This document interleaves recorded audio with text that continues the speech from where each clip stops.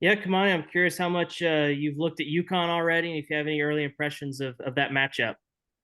We started looking at them um, right after their game ended, and we knew we were going to play them.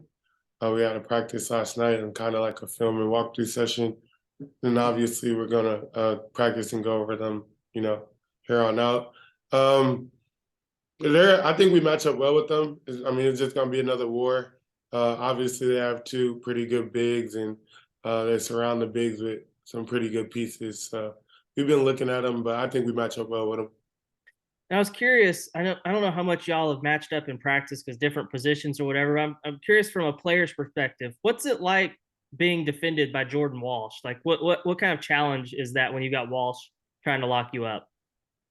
I mean, Jordan, he's super active on the defensive end, and he's long and kind of uh, moves well for his size, and he's pretty strong too. So I know, like when we kind of go at it in practice and guard each other, he's pretty good on defense. Scotty? Yeah, Kamani, you mentioned UConn's got a couple of pretty solid bigs. Sonogo, I think, was a honorable mention, All-American. You have any impressions on him, or just kind of what stands out to you about him?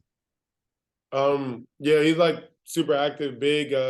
He's kind of like Oscar-like with his motor and just how he crashes the glass and how aggressive and physical he is. But he's super skilled in the post too. So, I mean, we've been watching film on him, and we're game planning towards it. I think we'll be fine though. I think there's been like 10 or more games this year where you finished with more offensive boards than defensive boards. What is it about you that allows you to just carve out space and grab offensive boards? What kind of like how are you wired that way? Um, I mean, just the game plan for us, Must always says is to get extra possessions because especially in March, the games come down to like a couple possessions, as you guys see. So, just try to get like extra possessions for the team. That's kind of been like Must's theme and game plan ever since I've been here. So it's kind of like just me trying to be a star in my role. Curtis?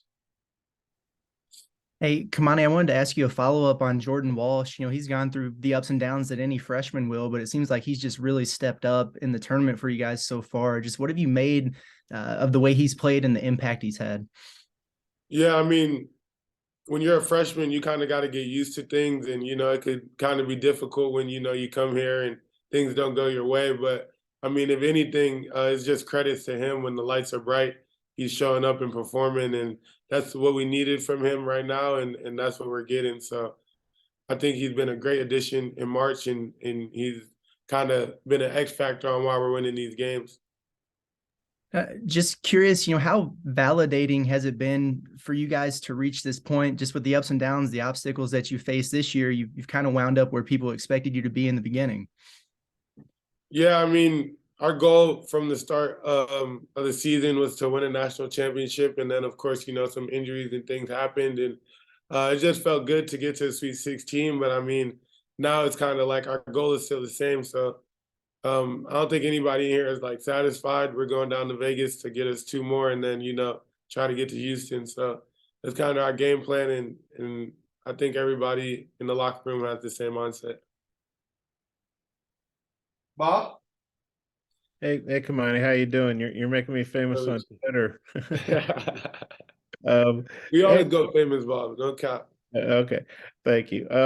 Hey, you started the SEC tournament game against Auburn, then you don't play against A&M, but I watch you on the bench. You're always enthusiastic. You're always supporting guys. Then you start the tournament games, and in 31 minutes, I think you got 15 boards, and were really key in those games. I think a lot of guys, they didn't start a game, they wouldn't react real well to it, but it doesn't seem to impact your attitude or how you play. How do you deal with that, going from not playing and then you play really big in two NCAA tournament games? Yeah, I mean, I think you just, I mean, I just always been a team player, and I can just do whatever I need to do to help the team win, and that's kind of been my mindset. And I know like I have more experience than anybody here, so I kind of got to be the voice from the bench and help in that way too. So I think you just always got to stay ready for your moment. That's something that I learned by being here and playing under Muss. Is like, you know, there might be games where you don't play, but you're just as important as the people on the court. And I think everybody on our team understands that. And just playing for Muss, you just learn that.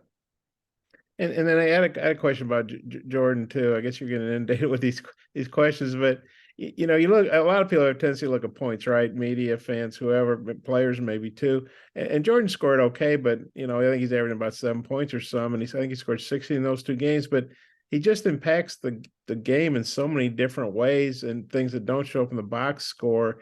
And I was talking to AB about this, and he said, maybe his role wasn't what he imagined at the start of the season. I'm guessing I thought he'd score more, whatever. But how have you thought about the way he sort of evolved? And he said he really doesn't care if he scores. He wants to play defense and rebound. Obviously he wants to score too, probably. But what have you thought about the way he's accepted the role and doing all the kind of a lot of the unseen little things to help you guys win? Yeah, I mean, you learn here quick that everybody really can't score, and you kind of have to find your role and be a star in your role, and that's how you're gonna get on the floor and get minutes from us. And I think Jordan just adapted really, really well. I mean, he kind of got down a little bit, but I like the way that he bounced back and kind of just bought in. I think right now Jordan Walsh is just super bought into what Muss is saying and the staff is saying and just how we do things here, and that's why he's having the success that he's having. And nothing can be said after the game was that he wasn't having a real good game offensively. Nick struggled. Jordan doesn't score a ton, but he said they kind of turned it over to the vets, guys like yourself and Devo and Ricky, older guys who'd played in the NCAA tournament before. I guess Ricky played at Wichita, I think. What'd you think about that? Maybe guys deferring to y'all a little bit, who the young stars, and just the way you old guys or the OGs came through. I like that, Bob. Bob, the growth is crazy this year for me and you. But no, I think it just tells you how deep and versatile our group is. Our group is, and it's glad that the young guys trust us to handle stuff and they not force it, and as vets and OGs, we trust them right back to do their thing and rock out there, and it just shows you how deep our team is and how versatile our team is, and that's kind of one of the scariest things about us, because you never know who's going to be on that night and where the attack is going to come from. So I think that just shows you how versatile and deep our team is. Yeah, thanks, Kamani. Courtney? Hey, Kamani, I just have a quick question for you. You guys are the 8 seed. It's tough to get to this point as an 8 seed. I mean, you look at the history, years past, only 5%, I believe, make it to the Elite 8 past this. It's just a tough path for any 8 seed in the tournament. What about this team makes you think you can go all the way and, solidify yourselves in history as a team that gets all the way to the championship as an 8 seed? I just think with our team, talent never been the problem. We had problems during the season, but I think in our games, if you think about our 2 Alabama games, we were up big in the second half. We kind of let those drop. We let one at A&M drop. We battled against Creighton. When it comes to certain games, I look throughout the season, we just struggled. But I don't think we ever had the attitude like that. We were going in thinking we were going to lose these games. We kind of just let things slip away. And, during March, we're kind of figuring out those problems and switching the flip back on. We're not dropping leads. We're answering the runs and stuff like that. So we're just peaking in March, I think. And, this team is talented. Like I said earlier, our goal was to win a national championship. And, it's still our goal. We didn't really care what seed number we got. Thanks, Kamani. Of course. Jacob? Sorry, Jonathan? Hey, Kamani. Coach Muss has now taken 3 different teams to this stage in consecutive years. What is it about Coach Muss this time of year that gets the best out of you guys and out of his team that allows you guys to make these runs in March? I just think it's just the preparation. We're probably, I'm not even going to say probably, we're definitely the most prepared team going into a game. I think in March, when you kind of get matched up with different conferences and different teams and different styles, that just helps a lot. And then, we kind of always just tend to peak in March. It's kind of weird. I feel like I'm having deja vu or something. So I don't really have no answer to that. But I guess it's just like Musk's philosophy or something. I don't know. Andrew, final question. Yeah, Kamani, I think Bob mentioned, Nick has struggled the last few games. I'm curious, as an older guy, as a veteran, do you try to take him aside and try to say anything encouraging? Like, how do you handle that? Are you trying to be a good, how's he doing?